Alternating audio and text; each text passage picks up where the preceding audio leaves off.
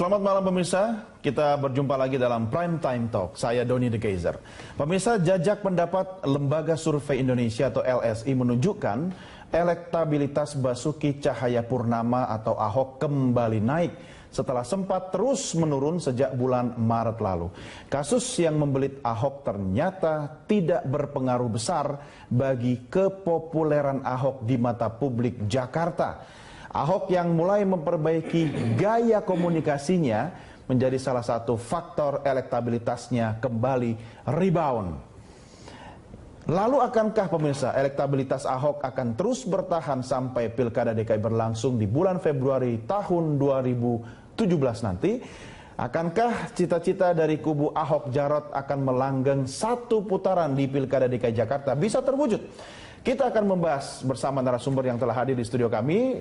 Di antaranya ada juru bicara tim Juli Antoni, peneliti dari Lembaga Survei Indonesia Adam Kamil, dan juga pakar politik dari LIPI J. Kristiadi. Selamat malam bapak-bapak sekalian. CSIS, ya. Ini untuk menguji keseriusan. Ya. Itu sebenarnya ngelesnya presenter yang salah. Tapi kalau nyalain teleprompter kan nggak boleh. Pak Kris, terima kasih sudah hadir. Yang saya heran ini adalah dari juru bicara aja raja loh. Betul. Untuk urusi calon gubernur monarki raja gitu. Apalagi penelitinya manusia pertama di muka bumi. Terima kasih bapak-bapak sudah hadir bersama kami. Saya sudah melihat hasil penelitian dari LSI. Apakah hasil itu memang sudah mencerminkan keadaan yang sesungguhnya sekarang ini? Oke. Ya memang dibandingkan dengan temuan kita sebelumnya, temuan indikator maksudnya, itu memang tampak ada perubahan peningkatan terhadap dukungan Ahok. Yeah. Kemudian juga ada kecenderungan indikasi penurunan di sisi pemilih Agus. Sementara di sisi pemilih Anies itu relatif stabil gitu kan. Jadi yang turun di Agus ya? Agus. Ya, tapi kalau ada kaitannya dengan program debat yang berlangsung televisi? Oh itu kita tidak tahu karena kita tidak mengukur itu, gitu. Kita tidak menanyakan itu. Tapi apa namanya, kalau kita bandingkan dengan temuan sebelumnya, bahwa sebenarnya dua temuan ini masih dalam rentang error survei, rentang error survei gitu. Nah, cuma pada temuan yang pertama, tiga calon ini masing-masing itu perolehan suaranya berada di dalam rentang error survei. Yeah. Jadi tidak diketahui mana yang nomor satu, mana yang nomor dua. Jadi mereka sama-sama bisa saling berada di atas gitu kalau lihat dari temuan sebelumnya. Untuk temuan saat ini gitu, ada perubahan atau ada perbedaan yang signifikan antara basis dukungan Ahok dibandingkan dengan basis dukungan Anies gitu. Sementara basis dukungan Ahok dengan basis dukungan Agus itu tidak berbeda signifikan kalau secara statistik kita mengikuti periodenya dari kapan sampai kapan? Untuk survei yang sekarang itu 3 sampai 11 Desember gitu. 3 sampai 11. Nah, kemudian kita coba lihat apa faktor yang menyebabkan perubahan ini, karena memang ternyata dibandingkan hasil sebelumnya ada perubahan yang signifikan, yaitu basis Ahok sekarang signifikan berbeda dibandingkan basis Anies, gitu. Oleh karena itu kita cari penyebabnya. Dari penyebab utama yang kita dapatkan itu ada perubahan yang lebih besar pada citra Ahok yang dinilai kemudian ramah atau santun. Sekarang ini. Yeah. Memang sekarang ini juga masih paling rendah di antara dua calon lain. Dibandingkan citra personality Ahok yang lainnya pun, citra ramah atau santun ini juga masih paling rendah. Ada terwakili dalam pertanyaan itu soal citra ada. Ramah santun? Ada ya betul. Ada. Jadi citra itulah yang mengalami peningkatan paling besar. Berarti dari 29 sampai 39%. Itu kan besar. Iya. Nah, ini kemungkinan besar karena terjadi perubahan gaya komunikasi Ahok di dalam berkampanye gitu. Biasa gaya komunikasi seorang Ahok ya. Ahok diam aja jadi berita. Gimana kalau dia ngomong gitu. Sebelum lebih lanjut saya minta pendapat Pak Kris soal ini. Bagaimana dari rentang 3 sampai 11 Desember Anda melihat apakah rebound ini betul-betul mencerminkan akan memperkuat posisi Ahok nanti ke depannya atau ini sudah final sebenarnya? Begini, Sebetulnya kalau saya ikuti ya, secara agak cermat mengenai survei ini, survei ini hasilnya kayak roller coaster aja, naik turun. Sehingga memang saya mesti kadang-kadang harus mencermati satu persatu. Oh, ini ternyata bisa turun naik atau ada dinamika ini karena memang surveinya sangat purposif. Misalnya apa survei purposif itu? Survei yang cuma mengandalkan dari pemilih yang lalu. Bisa terjadi seperti itu. Atau lagi mungkin kurang valid karena apa? Karena ada suasana yang mencemaskan di masyarakat, ya, atau ada masalah penetrasi kepada birokrasi yang kemudian menyebabkan kalau para peneliti itu, surveyor ini meminta data survei di RT-RT tidak diberikan semuanya, diberikan ya pokoknya lah, karena ada seperti itu. Nah ini saya memang mungkin terus terang saya kalau begini, saya percaya kepada lembaga survei Indonesia, itu mudahnya, saya percaya. Tapi saya masih ingin tanya juga bagaimana apakah samplingnya itu cukup representatif yang mewakili masyarakat Jakarta. Karena kadang-kadang ada yang juga tidak mewakili, itu pun berani juga ngomong begitu. Ya, kan? Jadi ini bagi saya, kecuali urusan metodologi, urusan trust ya. Urusan rasa percaya, itu satu. Tapi yang kedua juga sebetulnya, saya sebetulnya kurang, begini terus terang aja, kurang agak antusias tuh ya, membicarakan menang dan kalah apa ini, karena bagi saya ini tentu sesuatu yang penting untuk permainan ya, karena politik ini sebetulnya permainan dalam arti apa? Dalam arti ada aturannya, bukan kemudian juga sesuatu yang dipertaruhkan hidup atau mati, tidak begitu. Saya bisa mengatakan gitu Pak Kris. Ya. Bagi orang makanya saya mengatakan seperti itu supaya jangan jadi seperti itu, karena juga dua kompetisi Pilpres dan sekarang bagi saya memprihatinkan. Gitu. Pilpres membelah bangsa, ini pun juga begitu. Kalau untuk soal pilkadanya Mas Ahok ini menurut saya soal urusan kecil aja, tapi kemudian yang terjadi adalah ada gelombang balik ya dari proses demokratisasi kita menjadi proses yang bagi saya tidak sangat jelas nih.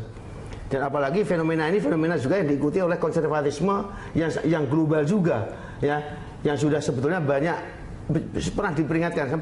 Saya selalu menunjuk suatu buku ya yang ditulis oleh Jack Snyder ini yang dari pemilu ke pertumbuhan bandara, from voting to violent ini betul-betul ada dinamika di dalam masyarakat global juga mulai meragukan ini apa sih ini, kalau demokrasi atas dasar individualisme apa ini, apakah juga bisa ini bener nih? Masih banyak orang yang tertinggal ya kan. Jadi kemudian etnonasionalisme ini yang kalau di bahasa kita bahasa SARA ini itu memang mulai menggumpal ini nggak adil nih kalau begini-gini seperti itu. Nah ini yang saya sebenarnya sangat cemas sebetulnya. Tapi tentu saya harus juga masih percaya bahwa bangsa ini bangsa yang cukup besar, karena telah juga mengalami berbagai macam ujian yang mungkin jauh lebih berat daripada sekarang ini. Tapi pada masa reformasi ini menurut saya ya, dan dalam konteks demokratisasi, Pilpres yang lalu dan pilkada sekarang ini bagi saya mencemaskan. Bagi saya betul-betul ada semacam yang saya kok bisa begini ya. Kenapa mau jadi apa bangsa ini? Karena ini pilkada rasa pilpres begitu. Bukan pilkada rasa pilpres, tapi pilkada yang sudah membelah bangsa, bukan sebagai kompetisi politik lawan dan kawan, tapi musuh dan kawan. Musuh harus dihabisi. Musuh itu dibunuh kalau musuh itu. Tapi kalau lawan enggak. Lawan tuh besok, sekarang lawan besok menjadi kawan. Di politik selalu seperti itu kan, praktek politik kita seperti itu. Maksudnya begitu, karena ini menurut saya permainan yang diperlakukan terlalu bersungguh-sungguh. Ya, sehingga bukan menjadi permainan lagi. Energinya juga terkuras. Terkuras habis. Saya akan minta pendapat Bung Tony, tapi nanti di segmen berikut ya. Kita break dulu, dan pemirsa kami segera kembali sesaat lagi, tetap bersama kami di Prime Time Talk.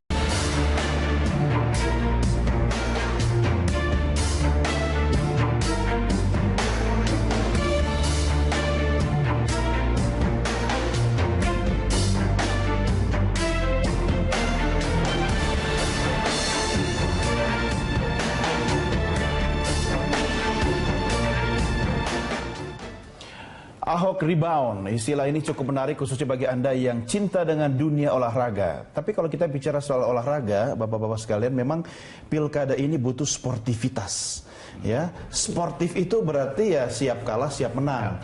Nah, nanti kalau menang semua orang happy, tapi kalau kalah banyak yang kemudian bikin ini, bikin itu gitu kan. Kalau dari Ahok sendiri pasti happy dong melihat hasil seperti ini. Ya, kemarin ketika kami membaca rilis ini, ya alhamdulillah ya, wasyukurillah bahwa apa namanya trennya kembali membaik, rebound ya. Dan tentu ini kita tanggapi dengan positif. Ahok ada komentar nggak soal angka-angkanya? Ya, Pak Ahok mengatakan ya baik katanya begitu. Ini silakan, ini tren yang harus dipelajari, coba diteliti lebih dalam lagi di mana aspek-aspek yang perlu kita tingkatkan. Tapi intinya sebenarnya Mas, kami ya tadi percaya juga dengan LSI lembaga ini. Ini bukan LSI KW ini, ada juga LSI KW ya. Jadi hati-hati kalau bicara. Kami sekarang banyak yang nuntut sana nuntut sini. Kami percaya dengan ini.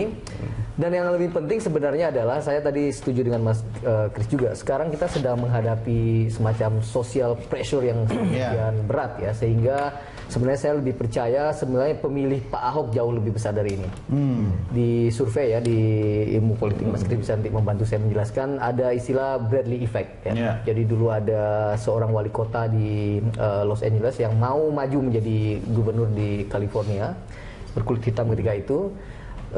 Pollingnya selalu baik, ya, selalu baik, tapi akhirnya dia kalah, ya, bukan karena metodologi surveinya salah, tapi sebenarnya ada kegagalan metodologi ilmiah untuk mengungkap isi perasaan seorang. Nah, saya gimana ngukur perasaan orang? Indikatornya apa? Alat ukurnya apa? Jadi orang tidak bisa ketika ditanya apakah Anda memilih Ahok, mereka cenderung untuk tidak mengatakan misalkan menjadi undecided voters atau pura-pura memilih kelompok lain supaya tidak ada tadi, tidak distigma oleh saudara, oleh tetangga, oleh teman ya. Jadi saya berharap sesungguhnya sebenarnya angka Pak Ahok ya dengan Bradley Effect tadi ya, saya kira jauh melampaui itu. Ya, tapi sekali lagi kami akan bekerja keras ya, tetap tenang, percaya diri tapi tidak arogan, tidak takabur, itu penting ya. Untuk kembali berdasarkan survei ini juga sebenarnya dan semua saya kira konsisten lembaga-lembaga survei, kepuasan terhadap kinerja Pak Ahok itu melebihi 70%, 70 sampai 80%. Tapi ini menjadi pertanyaan, kenapa kemudian yang memilihnya lebih kecil? Nah, kira-kira gitu. Jadi yang kami akan terus campaign ke masyarakat, terutama melalui canvassing, melalui door to door segala macam, adalah untuk mengatakan kalau memang Bapak Ibu ingin tetap Jakarta ini memiliki sistem sosial yang baik ya. Ada KJP untuk pendidikan, ada KJS untuk kesehatan misalkan, ya teruskan ini gitu. Dengan berbagai improvisasi yang dilakukan oleh Pak Ahok. Misalkan KJP itu tidak hanya untuk sekolah umum tapi juga untuk madrasah ibtidaiyah sampai madrasah aliyah misalkan. Pak Ahok juga mengatakan bahwa tahun depan ini orang-orang Jakarta yang ingin mengirimkan anaknya ke pesantren, misalnya ke Jawa Timur, kemana segala macam, itu juga bisa mendapat KJP. Plus sekarang mulai tahun ini sudah ada juga orang-orang yang tidak mampu ini, saudara-saudara kita tidak mampu ini, melalui skema KJP misalkan juga bisa menjadi menjadi mahasiswa di universitas negeri, mendapatkan 18 juta per tahun, ya bisa untuk mensupport living cost mereka sebagai mahasiswa. Nah, ini menurut saya adalah Pak Ahok, ada keadilan sosial yang mulai ditegakkan di Jakarta, di mana orang yang selama ini tidak mempunyai privilege baik sekarang memiliki kesempatan untuk mendapat akses terhadap pelayanan publik yang baik. Jangan langsung kampanye gitu dong. Oh ya, memang tugasnya kampanye. Haji mumpung lagi kan. Tapi saya mau tanya, apakah internal tim Ahok Jarot sendiri mengevaluasi bahwa sebenarnya ada perubahan angka yang ke arah positif itu dipengaruhi oleh, saya pinjam statementnya Pak Kris tadi soal gaya komunikasi Ahok yang memang berubah belakangan ini, dan itu kan disurvei oleh LSI. Ya memang di tim kami menyarankan, dan Pak Ahok menurut saya adalah seorang yang quick learner ya. Dia seorang yang mau belajar, dia open minded untuk menerima kritik ya. Itu menurut saya salah satu bisa kritik Ahok ya? Oh ya, sangat bisa. Dia terbuka dengan kritik, dan kami katakan bahwa ada fakta bahwa masyarakat kita memang tidak suka dengan orang yang berbicara tinggi lah, kira-kira begitu ya. Dan oleh karena itu sebagai pemimpin ya, dan ini memang soal sebenarnya kan itu soal cara sebenarnya, cara berkomunikasi. Menurut saya sih berbicara seperti Pak Ahok, Bu Risma, ini kan juga new school of communication ya. Kita punya dulu seorang pemimpin yang berbicara teratur ya, rambut juga teratur gitu ya. Marah pun harus diatur ya.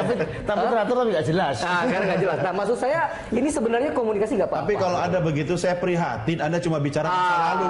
Kita bicara masa depan, gitu kan? Nah, dalam konteks itu sekali lagi saya mau tekankan bahwa Pak Ahok dia mau belajar dari itu. Tapi yang ingin kami sebutkan juga kepada Pak Ahok, tapi Pak Ahok juga jangan kehilangan jati diri. Oh iya. Marah itu perlu, keras itu perlu, tapi kepada siapa? Kepada koruptor, ya, kepada orang yang melakukan begal APBD selama ini, terhadap orang yang menistakan rakyat miskin, ya, terhadap orang yang bermain-main dengan layanan masyarakat.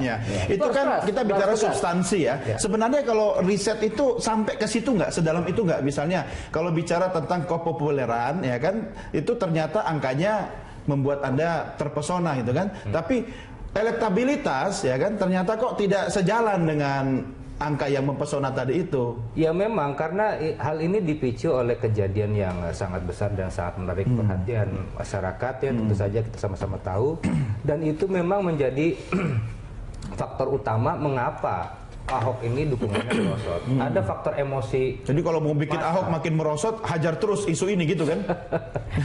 Ya jangan. Oh itu saya tanya ke Pak Kris nanti. Anda tidak boleh jawab itu. Periset harus based on data. Ya tentu saja gitu kan. Tapi di sisi lain masalah kinerja Ahok seperti Mas Juli tadi ungkapkan, memang dalam temuan survei kita juga ini konsisten positif dibandingkan temuan sebelumnya. Evaluasi kebijakan, kemudian juga kepuasan terhadap Ahok gitu, itu konsisten positif gitu kan, konsisten positif. Nah di lain pihak, kampanye ini kan udah cukup lama gitu. Pesaing-pesaing Ahok kemudian menawarkan program-program visi misi janji-janji kampanye gitu, dan terutama untuk program-program yang beririsan dengan apa yang sudah dilakukan oleh pemerintah gitu, itu tampaknya masyarakat juga akan kembali rasional gitu, tentu saja akan membandingkan dengan apa yang sudah dilakukan oleh Ahok gitu. Tapi kan pesaing Ahok itu kan juga fair mengatakan yang baik ya kita lanjutkan. Artinya kan banyak memang yang sudah ditanamkan oleh Ahok Jarot sebelumnya itu yang dilanjutkan dalam visi misi kandidat lainnya. Apakah itu tercermin juga apapun itu pada kelompok orang yang aware dengan janji-janji kampanye itu, misalnya untuk relokasi dan reklamasi seperti itu efeknya tetap kepada Ahok. Efeknya tetap kepada Ahok. Masyarakat yang sudah tahu tentang kebijakan relokasi dan reklamasi itu semakin kesini semakin banyak. Bisa tercermin nggak bahwa responden Anda itu sama dengan pemilih yang sekarang makin cerdas, makin rasional? Oh ya tentu saja. Itu penggambaran itu interpretasinya gitu. Sehingga di sini kita juga bisa melihat bahwa alasan memilih calon kemudian bergeser dari sifat tegas temuan sebelumnya, temuan saat ini menjadi sudah ada bukti hasil kerjanya. Alasan ini spesifik incumbent, spesifik petahana, gitu. Sehingga pemilih pun kemudian melihat bahwa yang dijanjikan oleh penantang lawan ternyata juga mungkin kurang masuk akal dan sebagainya gitu. Kita tidak tahu gitu kan. Anda jangan berubah jadi tim kampanye dong, Pak Kris. Komentarnya. Saya mau tanya Pak Adam, itu sampelnya representatif ya dengan tentu saja. Tentu saja. Saya kira itu jaminan ini. Saya kira ini baik sekali. Tapi begini, yang juga sangat penting ya menurut saya sekarang ini, yang santun jangan cuma Mas Ahok. Mas Ahok tentu kalau bisa tetap dipoles, tidak tetap otentik, tapi menjadi petarung yang ugari, petarung yang bisa memberikan judgement ini pantas nggak pantas, itu perlu sekali nih, ya kan? Apalagi kalau nanti menang, itu penting sekali. Nah, tapi juga para pendukung ini menurut saya betul, fanatisme itu tidak usah ya, tapi tetap moderat dan juga menunjukkan sikap simpati, bisa simpati mengerti ya apa yang kemudian mungkin dilakukan oleh lawan-lawan politik itu ya. Sebab kalau kemudian juga kita ngikuti dan melawan terutama di medsos yang begitu mendirikan bulu kuduk ini, dan kita juga jawab, kita sebenarnya menari di gendang yang sama. Terus kita mesti harus lebih juga meredakan mereka lah, dan bisa mungkin memahami ya betapa jengkelnya karena mungkin juga sebagian itu adalah mungkin adalah mereka juga mengalami rasa nyamannya, comfort zone-nya itu terganggu dan sebagainya. Itu perlu sekali. Tapi menurut saya kalau sekarang ini ya bagi lawan pun kalau mengatakan bahwa yang B akan dilanjutkan, itu baru omongan, ya kan? Yeah. Mana buktinya? Yeah. Itu masih sangat jauh juga dari harapan. Karena bagi saya terus terang aja dengan segala kekurangan, dengan omongan yang ngaco dan sebagainya, Mas Ahok itu fenomena bahwa dia bisa juga berani melawan, ya. Orang bisa mengatakan apa saja, tapi secara pribadi pasti mengalami bagaimana urusan dengan birokrasi di DKI, urusan dengan DPRD. Dia berani lakukan itu. Dan andai kata memang dia kalah dan sebagainya, saya pun sudah siap. Saya siap untuk menderita lebih lagi, untuk mau hidup lebih menderita di Jakarta. Karena saya merasa kehilangan orang yang memang saya harapkan dan banyak orang mengharapkan. Jadi siap saya saja bahwa kita juga akan mengalami sesuatu yang bagi saya setback. Ini suara rakyat kan? Oh ya, ini suara saya ya, betul. Saya tidak saya juga tidak Fox Day. Ya, saya tidak terlalu fanatik juga bilang tanya sama dia, enggak juga. Iya. Biar lebih tegas fraksinya gitu loh. Tapi kalau saya merasa bahwa ini benar nih. Dan saya merasa ya kalau Tuhan menghendaki lain dan dia harus kalah, saya harus berani hidup lebih menderita lagi di Jakarta ini, atau mengulangi penderitaan saya. Analisa rasional kan? Rasional saja saya. Betul. Dulu karena saya saja ngurus KTP itu bisa berbulan-bulan ini. Iya. Ini saya orang yang bisa ngerti, bisa kenal sama lurah, bisa kenal sama namanya Fauzi Bowo dan sebagainya. Itu masih lama-lama. Ya kan? Apalagi yang lain-lain, bisa antri dan segala macam. Sekarang ada perubahan yang begitu besar. Jadi kita kalau menurut saya, terutama yang para mendukung, siap-siap saja. Kalau memang jagonya kalah, bersiaplah kita untuk menderita lagi, mengalami hal yang seperti masa-masa lalu. Itu nanti mudah-mudahan tidak ditafsirkan sebagai ancaman politik ya. Pak Kris, lagi sensitif sekarang. Maksudnya begini, kalau misalnya apa yang Anda katakan itu sebagai kekuatannya Ahok, itu otentik yang tidak ada di calon lainnya, begitu? Oh iya, belum ada. Belum terbukti kok. Itu belum terbukti. Tapi kan Ahok juga dulu waktu nyalon sama Pak Jokowi kan juga belum terbukti gitu loh. Tapi ada rekam jejaknya. Oke, rekam jejak. Emang yang lain ada rekam jejak di mana di wakil gubernur dan sebagainya. Ini rekam jejak untuk jadi pelayan masyarakat, Mas. Memimpin satu batalion 800 orang. Iya. Rekam jejak tentu sebagai rektor, sebagai menteri itu Mas Anies orang yang baik sekali. Tapi kan kita kan data kerasnya itu, ya kan, itu belum sebanding di Jakarta ini dengan Mas Ahok. Iya. Oke, baik. Kita lanjutkan di segmen berikutnya, pemirsa. Kami segera kembali sesaat lagi. Tetap bersama kami, Prime.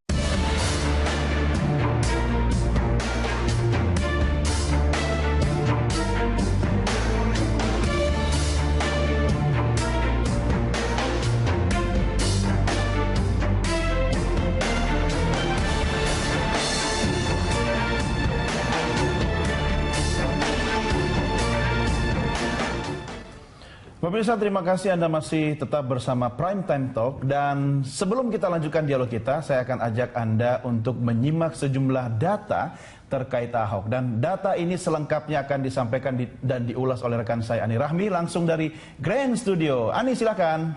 Baik, terima kasih Doni dan juga pemirsa. Hasil jajak pendapat yang digelar Lembaga Survei Indonesia atau LSI menunjukkan elektabilitas Ahok mulai kembali di posisi teratas. Survei dilakukan sejak tanggal 3 hingga 11 Desember lalu ini melibatkan 800 orang responden dengan metode multi-stage random sampling.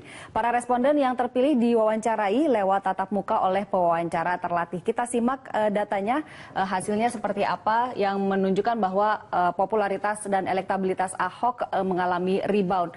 Pada bulan Desember atau survei terakhir yang dilaksanakan oleh LSI, elektabilitas Ahok tercatat sebesar 31,8%. Ada di posisi pertama. Sementara Agus Silvi 26,3% di posisi kedua, lalu Anies Sandi 23,9% di posisi ketiga. Mereka yang menjawab tidak tahu atau rahasia ada 17,8%. Kita coba bandingkan dengan survei yang dilaksanakan pada bulan November, di mana elektabilitas tertinggi diduduki oleh Agus Silvi sebesar 30,5%. Hanya berselang 1 bulan saja. Di Ahok Jarot ada di posisi kedua sebesar 26,2% dan Anies Sandi 24,5%. Sementara mereka yang masih menjawab tidak tahu atau rahasia ada 18,9%. Artinya ada semakin sedikit responden yang menjawab tidak tahu pada bulan Desember dan ada elektabilitas yang tergerus. Kalau kita lihat di sini yang tergerus adalah elektabilitas dari Agus Silvi dan juga Anies Sandi yang berpindah kepada Ahok Jarot. Lalu kita mendengar bahwa memang tidak sedikit pihak yang menyebutkan permohonan maaf dan juga perubahan sikap Ahok menjadi elemen utama yang mempengaruhi elektabilitasnya. Benarkah demikian? Ini juga diperkuat oleh hasil survei yang dilaksanakan oleh LSI. Kita lihat apakah Ahok menistakan agama. Pada bulan Desember, survei terkini sebanyak 54% responden menyatakan ya, Ahok menistakan agama. Yang menyatakan tidak ada sebanyak 26%. Tidak tahu 19%. Sedikit berbeda dengan yang dilaksanakan pada bulan November, di mana sebanyak 62% responden jauh lebih banyak dibandingkan dengan responden pada bulan Desember. 62% menyatakan bahwa iya, Ahok menistakan agama. Lalu yang menyatakan tidak hanya 18%. Yang tidak tahu sebanyak 20%. Jika kita bandingkan kedua hasil survei ini, artinya semakin banyak responden yang menyatakan bahwa Ahok tidak menistakan agama. Yaitu ada peningkatan cukup tajam sekitar 8 poin. Dan ini menggerus mereka yang menyatakan Ahok menistakan agama. Lalu kita lihat apakah pernah mendengar berita bahwa Ahok telah meminta maaf. Kita lihat di bulan Desember sebanyak 86% responden menyatakan iya pernah mendengar berita Ahok telah meminta maaf. Hanya 14% yang menyatakan tidak. Sementara gambaran di bulan November 81% yang pernah mendengar permintaan maaf yang disampaikan oleh Ahok. Jumlahnya lebih kecil sekitar 5 poin dibandingkan dengan bulan Desember. Dan mereka yang menyatakan tidak pernah mendengar Ahok meminta maaf di bulan November ada 19%. Lalu kita lihat bagaimana persepsi responden terhadap permintaan maaf yang diajukan Ahok. Apakah tulus? Sebanyak 59% responden menyatakan bahwa permintaan maaf yang disampaikan oleh Ahok itu adalah permintaan maaf yang tulus. Yang tidak menyatakan bahwa permintaan maaf itu tidak tulus ada 25% dan tidak tahu 16%. Kita bandingkan dengan hasil survei yang dilaksanakan pada bulan November yang menyatakan permintaan maaf itu tulus hanya 50% saja. Artinya ada penambahan sekitar 9 poin dalam jarak 1 bulan. Lalu mereka yang menyatakan permintaan maaf Ahok tidak tulus pada bulan November ada 33% dan jumlahnya tergerus menjadi sekitar 25% saja di bulan Desember. Dan yang tidak tahu juga lebih banyak yaitu sekitar 17%.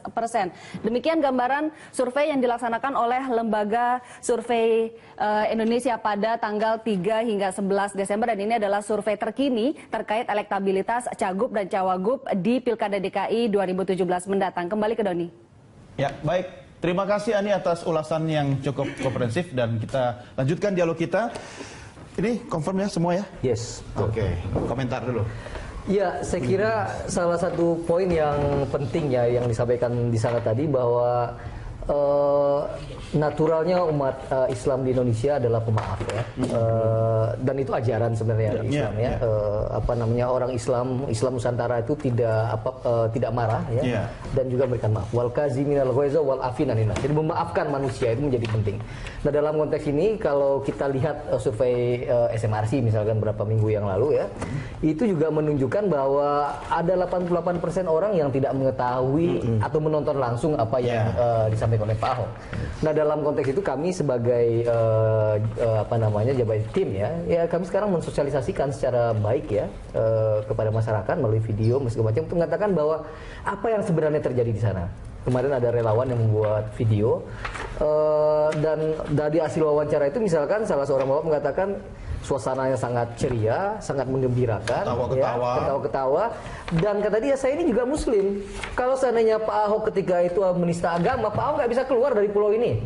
Tapi karena memang niatnya dan settingan kita itu bukan soal itu, dan baru kemudian menjadi masalah ketika Buniani ya 9 hari kemudian melakukan editing terhadap transkripnya, kemudian videonya dipotong sehingga konteks besarnya hilang. Kemudian inilah yang kemudian menjadi isu besar. Sebenarnya masalahnya bukan Buniani, Bu. Ini masalahnya karena Ahok. Kalau bukan Ahok nggak digituin gitu. Ya, masalahnya adalah Ahok, yang kedua soal pilkada itu, dan tidak ada cara lain nampaknya gitu ya. Sebegitu pentingnyakah Pak Kris sampai untuk dalam tanda petik ya, saya meminjam pernyataan beliau ini, untuk menjegal seorang Ahok harus dilakukan dengan berbagai macam cara, termasuk bahasa kasarnya bisa mencederai NKRI. Jangan underestimate dengan yang namanya kekuasaan, daya kuda kekuasaan, daya nikmat kekuasaan.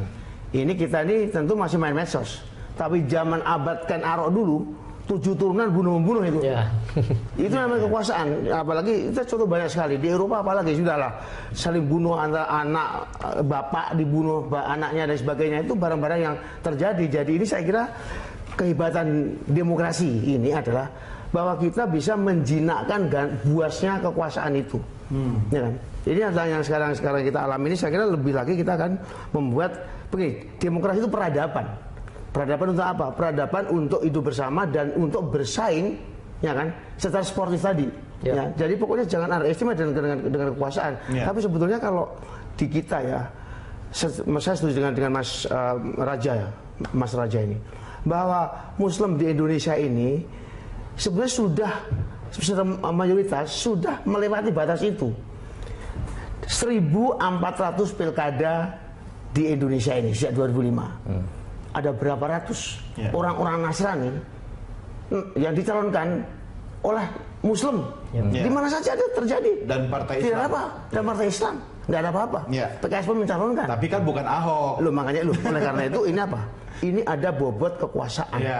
Bobot bagaimana orang betul-betul mau berkuasa, dan tadi jalan kekuasaan ini mungkin yang paling ampuh mencoba dengan primordial ini. Plus ini Jakarta Barometer Indonesia.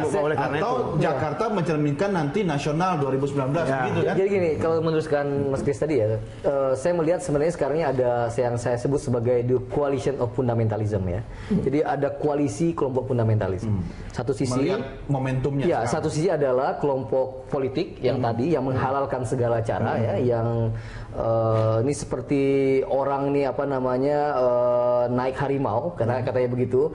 Jadi kalau turun dari harimau maka dia akan diterkam oleh dia harus naik harimau terus, kira-kira begitu. Kekuasaan harus dipegang supaya ya mungkin masa lalu mereka tidak terbuka. Yang penting dalam sini adalah bagi mereka power itu betul-betul how to get what, who get what, when and how, kira-kira gitu ya. Jadi betul-betul taktis saja gitu. Dia tidak peduli mempergunakan apapun. Nah, Anda tidak menyindir siapa-siapa kan? Saya sedang tidak menyindir siapa-siapa. Saya hanya mengatakan bahwa ada kelompok fundamentalisme kedua, yaitu fundamentalisme agama, di mana mereka sangat politis ya, ingin menyujudkan syariat Islam, tidak setuju dengan Pancasila, tetapi ada momentum di mana mereka bisa bertemu kepentingan, yaitu secara pilkada ini gitu loh. Nah, menurut saya sekali lagi saya setuju dengan Mas Kris, ini sebenarnya beyond Ahok ini beyond Jakarta. Ini adalah soal masa depan bangsa kita. Kita ini ada di persimpangan jalan. Apakah kita ini ingin Indonesia kita ini menjadi Indonesia yang benar-benar dan ini juga menyangkut atau Indonesia depan yang rasa Timur Tengah gitu, kira-kira gitu loh. Jadi ini harus betul-betul kita. Tapi jangan lupa ada juga orang yang atau kelompok yang merasa masa depannya bisa lebih suram kalau ini dilanjutkan oleh Ahok, begitu kan? Oh ya, silakan saja. Itu orang mempunyai persepsi. Dan ini kan pertarungan kepentingan sebenarnya. Tetapi kita lihat seperti yang dikatakan tadi, bagaimana mudahnya melakukan layanan publik di kelurahan atau kecamatan. Yang semua orang kalau ditanya, mereka merasakan 82% mengatakan layanan itu baik gitu ya. Betul, tapi itu tidak tercermin ya, Mas Adam ya, dalam pertanyaan-pertanyaan yang Anda berikan. Ini kan interview kan, apakah langsung menyasar kepada misalnya substansi soal pelayanan publik tadi. Karena begini, ada bentuk pelayanan yang hanya dirasakan oleh kelompok masyarakat tertentu, ya, belum mencakup kelompok masyarakat lainnya, yang sebenarnya angkanya bisa berbeda gitu kan? Nah, ada Mas, sebentar. Berbagai evaluasi terhadap pelayanan penyediaan infrastruktur pelayanan publik itu dibandingkan survei sebelumnya juga mengalami peningkatan. Ada progres yang positif terhadap itu. Itu ditanyakan ya? Ditanyakan juga. Kita tanyakan semua gitu. Contohnya seperti apa misalnya bentuk pertanyaannya? Di mana ya? Memang kalau periset harus based on data itu nggak boleh. Kalau politisi boleh salah ngomong. Kalau lembaga riset tuh nggak boleh gitu. Mau ngomong harus lihat data. Infrastruktur dan layanan publik di sini. Oke, coba saya pinjam. Silakan. Nah, ini terkait infrastruktur dan layanan publik. Bagaimana penilaian responden terhadap kondisi yang ada di Pak Kris, ini sebenarnya kepuasan terhadap pelayanan publik. Kondisi gitu kan? sekarang baik, sangat baik seperti itu. Ini yang baik atau sangat baik? Ini kan sekarang tanggal 3 sampai 11 Desember. Kalau Januari kemudian dilakukan penelitian yang sama dengan pertanyaan yang sama, prediksi Anda kira-kira seperti apa? Tidak tahu, kalau misalkan di sini tidak banyak berubah, ya kemungkinan besar juga tidak akan banyak berubah. Apa yang bisa membuat angka-angka ini berubah? Saya tidak berubahnya maksudnya menguntungkan siapa-siapa gitu kan. Menurut Anda? Saya rasa kalau evaluasi tentang aspek-aspek ini tidak akan banyak berubah, tidak akan banyak berubah gitu. Pak Kris, berubahnya kenapa kira-kira? Oh begini, menurut saya itu kalau saya sih tidak ada kata berubah. Itu berubah juga karena ada proses tingkat kewarasan publik yang lebih baik lagi. Perubahan itu ya. Jangan sampai perubahan itu juga karena ada rasa cemas, takut dan sebagainya. Itu betul-betul itu demokrasi sudah mengkhianati dirinya sendiri loh itu. Ya. Ini kita sebetulnya tugas kita bagi saya itu oke lah, menang kalah nanti belakangan. Risiko untuk menderita atau lebih baik belakangan. Tapi yang penting bahwa suasana itu waras dulu. Debat-debat publik, terutama menurut saya, medsos-medsos harus betul-betul bisa juga mereka masing-masing mengendalikan diri sehingga tidak betul membakar kebencian, ya kan? Terus yang kita usahakan bagaimana ada tingkat kewarasan publik yang lebih signifikan. Untuk apa? Untuk membiarkan masyarakat lebih berani memilih, lebih bebas, ada rasa nyaman, ya kan? Karena kalau kemenangan pun juga kemudian juga masih diliputi suasana seperti ini akan terus-menerus akan sangat sulit juga. Bagi kalangan yang militansinya cukup tinggi, tingkat kewarasan yang seperti apa yang Anda ingin sampaikan itu Pak Kris? Sebenarnya kalau dalam politik itu beginilah, tingkat kewarasan itu berkorelasi dengan kepentingan. Ya, kepentingan. Kalau kepentingan kita sudah terakomodasi, ya, mestinya kemudian ada sesuatu yang sudah bisa melunak karena apa? Karena kepentingan. Ya, karena menurut saya mungkinlah, kalau saya sangat tidak percaya bahwa Muslim terbesar itu menjadi bersikap keras dan fanatik, tidak ada, tidak ada. Tapi kalau kemudian juga tentu perlu diperhatikan, perlu diorangkan, perlu segala macam lah. Bagaimanapun ini kan rakyat Indonesia itu kalau kita mengambil 10 orang, 9 kan Muslim kan. Jadi itu juga harus lebih peka. Nah, kepekaan ini perlu sekali bagi Mas Ahok. Karena apa? Karena juga saling merasa ini bagi seorang petarung kadang-kadang juga lebih kalah menang dulu. Saya harus menang dulu nih, ya, sama koruptor itu. Tapi juga ada tingkah rasa bukan terhadap koruptor, tapi terhadap berhubungan dengan yang lain-lain. Sehingga kemudian bisa orang itu bisa lebih menghargai lah bahwa di samping ada prestasi, tapi tutur katanya juga bisa dikendalikan. Tapi bagi saya ini, menurut saya juga tidak mudah karena bagi dia pun, menurut saya, bagi Pak Mas Ahok, ini kadang-kadang dia juga sulit untuk mengontrol dirinya sendiri. Betul ya. Tapi ada perubahan luar biasa. Ada perubahan luar biasa. Walaupun itu berat ya kan, tapi ada upaya. Tapi kita bahas soal itu nanti di segmen berikutnya ya, karena saya harus menyampaikan news update sesaat lagi, Bapak sekalian pemirsa. Kami segera kembali sesaat lagi.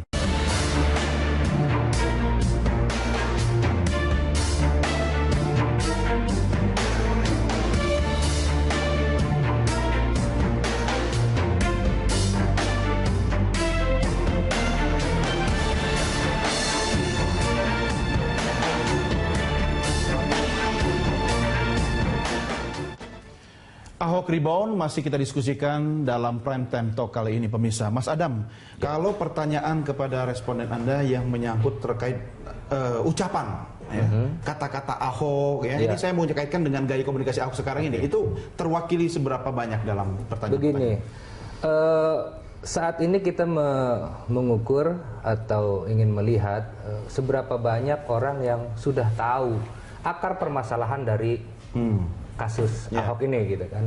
Soal penistaan agama. Soal penistaan agama itu sekarang 61% sudah tahu.